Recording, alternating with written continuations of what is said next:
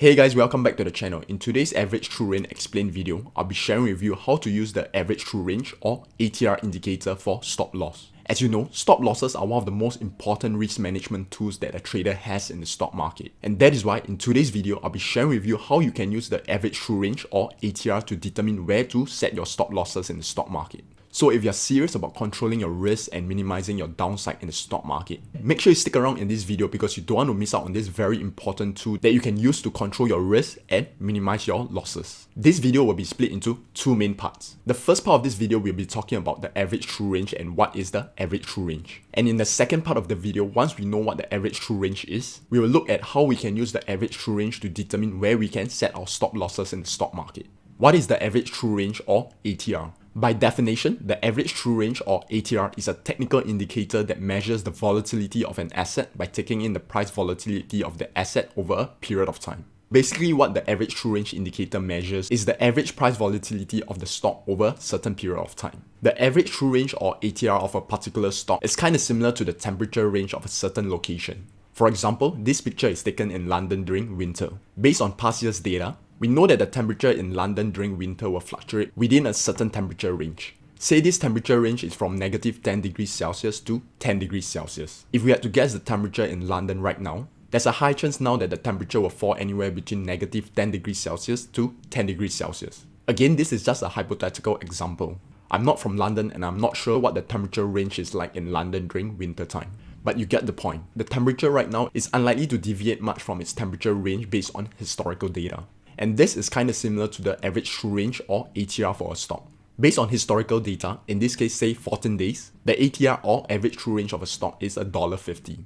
And the current stock price is $100. If we had to make an educated guess on where the stock price is likely to head to tomorrow, based on the historical data, or in this case the average true range of a stock, what do you think is the price range for the stock in the next day? There's a high chance that the price range for the stock will be anywhere between $98.50 to $101.50. So how do we arrive at this price range? We know that the price volatility or the average true range of a stock is $1.50 and that the current stock price is $100. So if we take the $100 minus $1.50, we will arrive at $98.50. And that will be the lower end of the price range. For the upper end of the price range, we take the $100 and add the $1.50. And that is how we arrive at $101.50. So if we had to make an educated guess, there's a high chance that the stock price for tomorrow will fall anywhere between $98.50 to $101.50. One thing to take note here is that this does not mean that the future stock price, in this case tomorrow's stock price, will not deviate outside of this price range. They can and they will deviate from this price range once in a while. It might be because of big news, announcements, or heavy emotions. And all of this and more can cause the stock price to deviate outside of this price range. But based on past data and average volatility of the stock price, we know that there's a high chance that the stock will remain within this price range.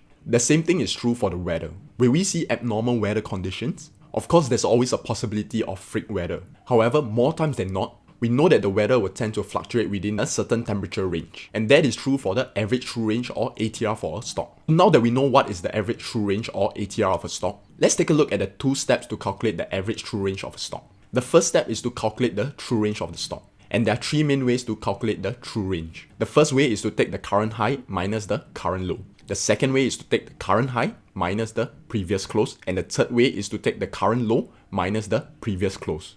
After we have calculated the true range of a stock, the next step is to calculate the average true range. The second step is to calculate the average true range of a stock by using a moving average, generally using 14 days of the true range. So to calculate the average true range of a stock, first we calculate the true range, and after we gotten the true range, we calculate the average true range. For all of you guys who are not mathematically inclined like me, don't worry, we do not have to calculate the average true range of a stock. That is because we can find the average true range or ATR of a stock on financial websites and our trading platforms. This is a screenshot taken from one of the financial websites, and we can find the ATR for this stock over at this point over here. Now I'll take you to my browser and show you a step-by-step process of how you can find the average true range of a stock on the financial website. The financial website that I use is finviz.com. So it is finviz.com.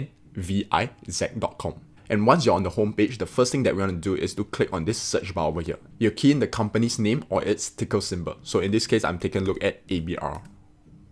Then it will take us to this web page, and then we'll scroll down, and then we'll find the ATR of a stock over here. So the ATR for the stock ABR is 0.48. And you can do this for any US stocks to find out their ATR. The next way we can find the average true range of a stock is to use our trading platform. Most trading platform or charting platforms have the average true range indicator in them. Let me show you how I find the ATR of a stock on the trading platform tradingview.com. Once you have accessed the charts on tradingview.com, the next thing you want to do is to click at this top left over here. And this will bring up the search bar. So let's take a look at Microsoft. So we key in Microsoft and it will take us to the chart for Microsoft. The next step is to click this FX button over here, and then we want to search for average true range. And then the average true range will appear over here, and we'll click it one time. And then we click X, and we'll get the ATR over here. Over here, we see the ATR or average true range for Microsoft is $12.20. And you can do this for any stock. So for example, the next stock we want to take a look at is Amazon. So we key in Amazon ticker symbol. And then we also have Amazon's ATR. Amazon's ATR is $213.78. So you can take a look at the ATR for any stock on tradingview.com. Okay, now that we know what is the average true range, how to calculate the average true range, and how to find the average true range, the next thing that we want to find out is how to use the average true range or ATR for our stop loss. We can use the ATR of a stock as a stop loss strategy, as the ATR can show us where to place our stop loss. On our charts here, we have the stock Microsoft. The current stock price of Microsoft as of this filming of this video is $213.26. And its average true range or ATR is $12.20. Say we bought Microsoft at $213.26. Where do we want to place our stop loss? We can place our stop loss at around this point over here, so around $200. So why $200? Because we take the current stock price of Microsoft, which is at $213.26 minus its ATR, which is $12.20, we'll get a value of $201.06. If we set our stop loss at $201.06, this is still within the normal price volatility of the stock. And the reason why we want to set our stop loss slightly below that price level is because this allows the stock some space to move. Let's take a look at another example. So we'll click here and we'll search for, say, Alibaba. Alibaba's current stock price is $264.54 and its ATR is $18.88. If we take the current stock price for Alibaba, which is at $264.54 and its ATR, which is $18.88, and we subtract the ATR from its current stock price, we'll get a value of $245.66. So ideally, we want to set our stop loss slightly below this price level. But in this case, we can set our stop loss at this price level of $244.26.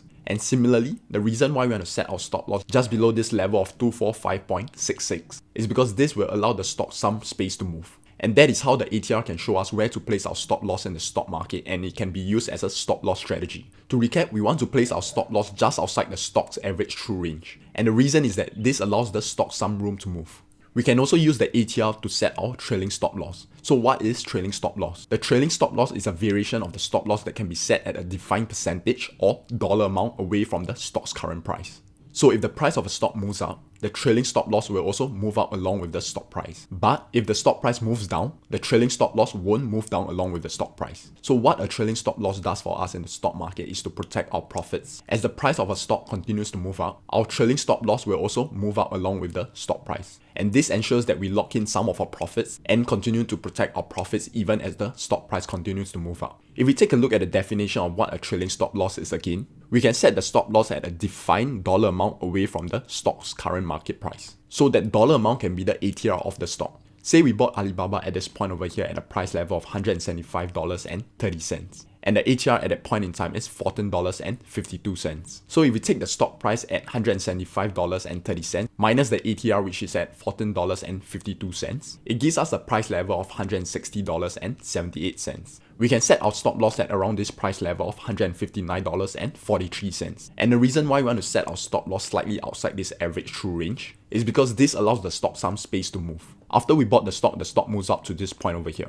at the price level of around $215.57. And the ATR at that point in time is $14.69. So if we take $215.57 minus $14.69, we'll get a price level of $200.88. So we can move our stop loss to this new price level of $199.71, which is slightly outside of the stock's average true range. We can continue to repeat this process as long as the stock continues to move up. At some point or another, our trailing stop loss is likely to be taken out. For example, over here, it is likely that our trailing stop loss will be taken out. But that is okay because we have already locked in our profits. By using a combination of the average true range of a stock and a trailing stop loss, we will make more profits using this strategy rather than taking our profits at this point over here. And these are the two benefits of using the trailing stop loss together with the average true range of a stock. The first benefit is that it ensures that we protect our profits as the stock moves up. The second is it allows us to avoid having missed subsequent rise in stock prices after we have taken our profits. So that is how you use the stop loss and a trailing stop loss together with the average true range or ATR of a stock. If you have learned something from this video, smash that like button because it will really help the channel grow and allow me to produce more content such as this. And if you haven't already subscribed to the channel, make sure you subscribe to this channel because each week I produce one new video about investing, trading, and the stock market. I'll see you in those other videos. To your financial success.